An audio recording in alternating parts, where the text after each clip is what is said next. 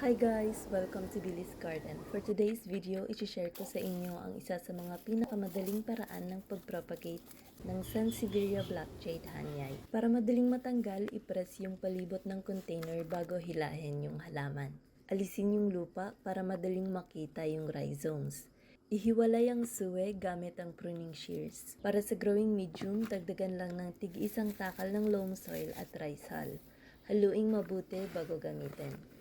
Sa pagtanim, ilagay lang ang lupa sa paso, then yung halaman. Repeat the same process para sa suwe. Ganyan lang po kadali mag-propagate via division method.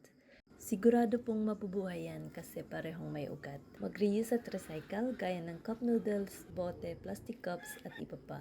Kaunting liwanag at tubig nga lang pala ang kailangan ng black jade. Huwag kalimutang diligan pagkatapos. Salamat po sa panonood. Please like or subscribe for more videos just like this.